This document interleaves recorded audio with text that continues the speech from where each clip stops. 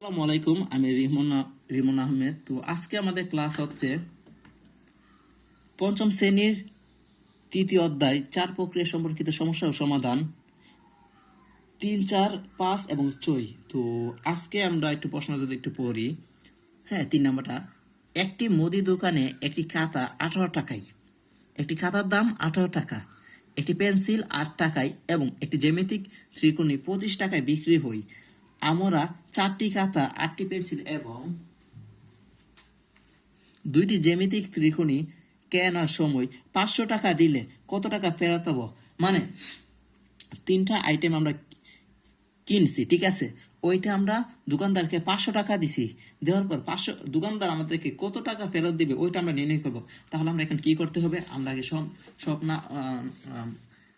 সব পণ্যগুলো আমরা এখানে মোট কত টাকার ক্রয় করছি ওইটা আমরা লিখবো, ঠিক আছে? আমরা লিখি এখন একটি খাতার দাম, একটি খাতার দাম, একটি খাতার দাম 18 টাকা। সুতরাং 4টি খাতার দাম 18 গুণ 4, 18 গুণ 4। হ্যাঁ, তাহলে আমরা এটা গুণ দিব। হ্যাঁ, 4 18 কত? 18টা 34, 4 18 72, 72 টাকা।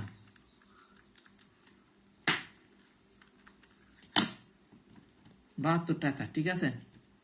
হ্যাঁ, 72 টাকা।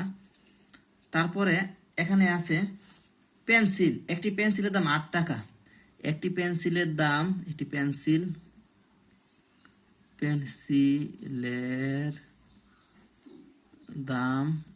8 টাকা, 8 টাকা।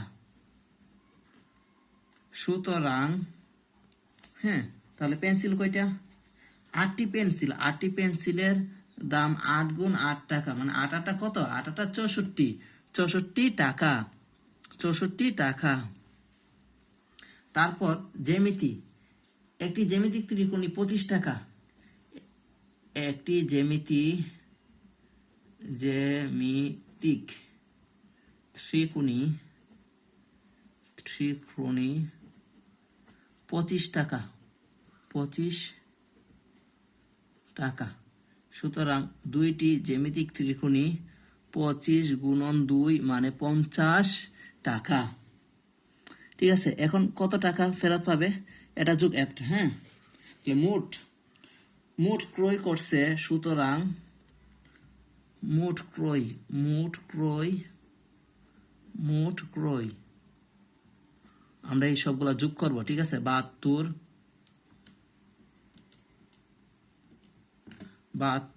যোগ 64 যোগ কত? 50 টাকা। তারপর এগুলো আমরা যোগ করে কত পাই? 72 যোগ 64 যোগ 50, আমরা পাই 186 টাকা। 186 টাকা, ঠিক আছে? এখন দোকানদার তাকে ফেরত দিবেন। সুতরাং দোকানদার ফেরত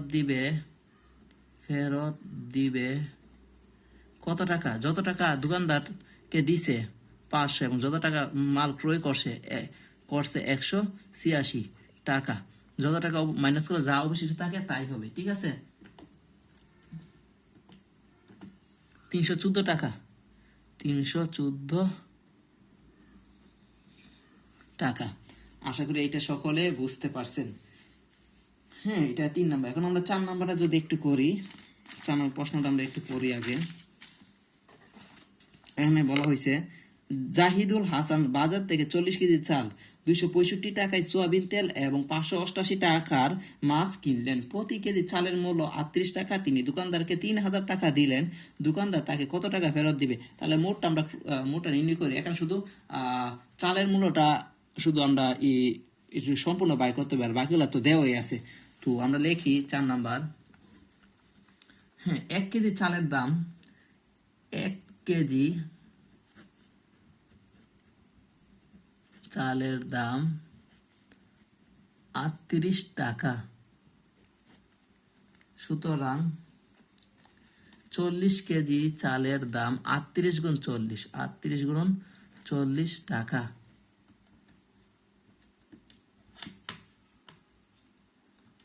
38 গুণ 40, 1520 টাকা। 1520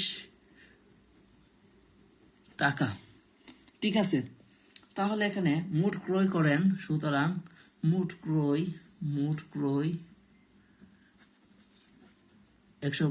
1520 যোগ সোয়াবিন তেল কিনেছেন 588 টাকার, তারপর আপনার মাছ কিনলেন, সোয়াবিন তেল কিনলেন 265 এবং মাছ কিনলেন 588 টাকা। আগে পারে কোনো সমস্যা নেই, ঠিক আছে, এটা যোগই। তাহলে আমরা এইগুলা যোগ করি।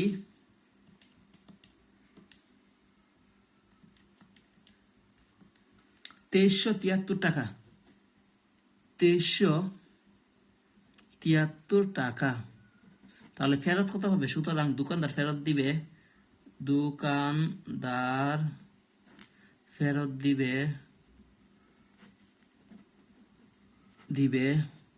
কত?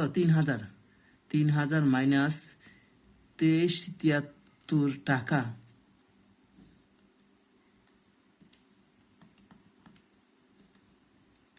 627 টাকা, 627 টাকা। ঠিক আছে, আশা করি এইটা সকালে বুঝতে পারছেন। তো এখন আমাদের 5 নম্বর অঙ্কটা যদি একটু পড়ি।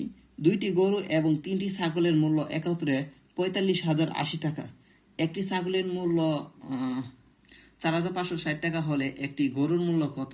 তাহলে আমরা আগে 3টা ছাগলের মূল্য নির্ণয় করুন, তারপরে আচ্ছা আমি করি, দেখেন আপনার 5 নাম্বারটা। একটি ছাগলের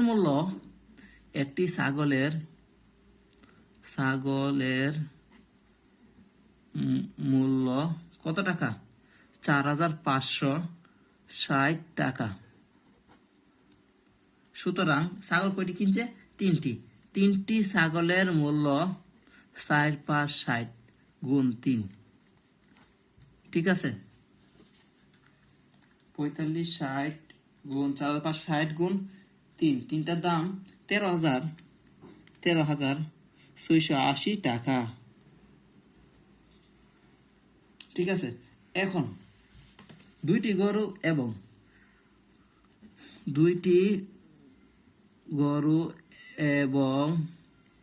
3টি ছাগলের মূল্য কত টাকা একত্রে? 45,080 টাকা। সুতরাং 3টি ছাগলের মূল্য 13,680 টাকা। তাহলে এটা মাইনাস দিলে কিন্তু হয়ে যায় মাইনাস, এটা মাইনাস। হ্যাঁ, সুতরাং দুইটি গরুর মূল্য মাইনাস দিলে যা হয় আর তাই আর কি, 45,080 মাইনাস 13,680, 400। তাহলে একটার দাম কত হবে? টাকা। সুতরাং একটি গরুর মূল্য 31,400 ভাগ 2 15,700 টাকা। আশা করি এইটা সকলে বুঝতে পারছেন।